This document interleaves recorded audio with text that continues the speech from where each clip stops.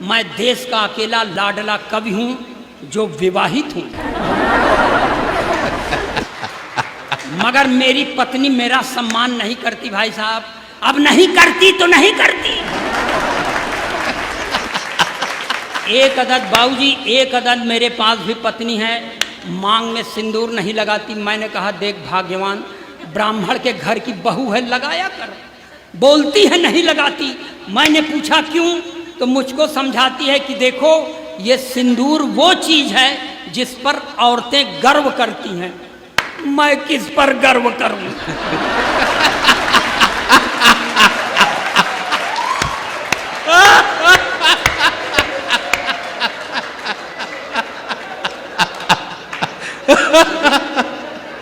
वाह भाई, अखिलेश जिंदाबाद। भाई मैंने कहा देख भाग्यवान, मैं एक अदद वो आइटम हूं जिसने तुझे एक औलाद फौलाद जैसी दी है, जो 5 फीट 8 इंच लंबा है, गोरा चिट्टा है, 58 किलो वजन का है, इंटर में पढ़ता है, बड़ा होकर मेरा नाम रोशन करेगा।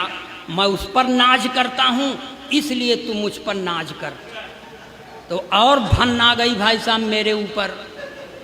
कहने लगी देखो अब हमारा मुंह मत खोलवाओ, तुम्हारे ऊपर भरोसा करती तो यहू न होता।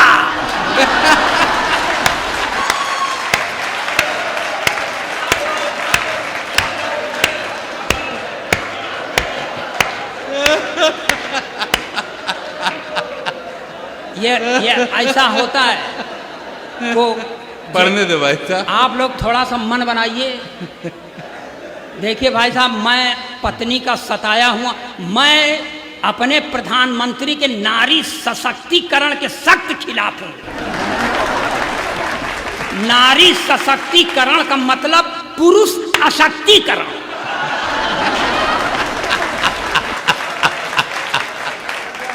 एक चीज और देखिए, मैं ओरिजिनल पोएट हूं, जो देखता हूं वो लिखता हूं। मैं कोई वीर रस का कवि तो हूं नहीं कि आजादी को पटेल और सुभाष चाहिए, कहां से लाओगे?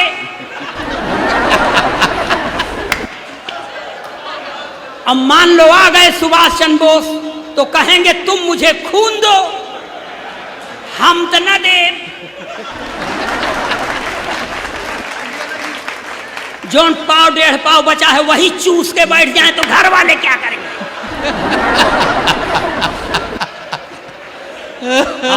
और बताऊं सर, ये श्रृंगार रस के कवियों से भगवान बचाए।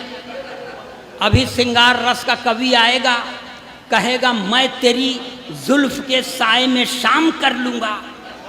साला जुल्फ नहीं, नगर पालिका का गोदाम हो गया है क्या?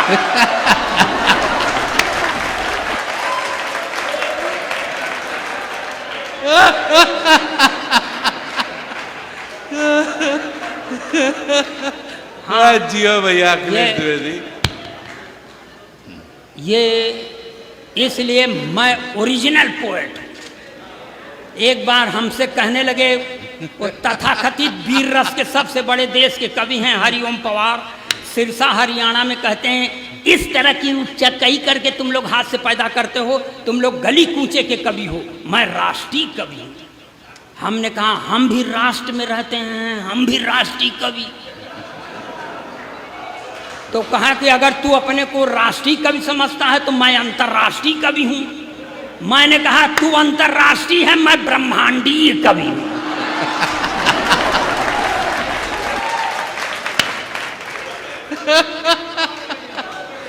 जिंदाबाद अखिलेश। और बता दें सर, मैं आपको सर बता दूं, मैं नारी जाति का जबान से तो सम्मान करता हूं, निष्ठा नहीं रखता।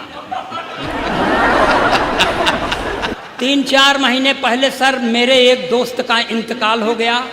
मैं 3-4 रोज बाद अपनी पत्नी को लेकर उसके घर मुकाम देने गया, तो मेरी पत्नी ने मेरे दोस्त की बेवा से पूछ लिया, बहन जी क्या हो गया था कि भाई साहब इतनी जल्दी खत्म हो गए?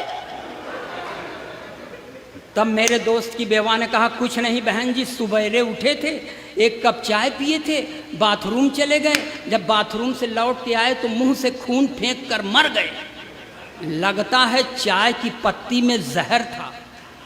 इतना सुनने के बाद मेरी औरत ने मुझे घूर कर देखा और उसकी ओर मुखातिब होकर कहा, वही 2-4 चम्मच चाय की पत्ती दे दे।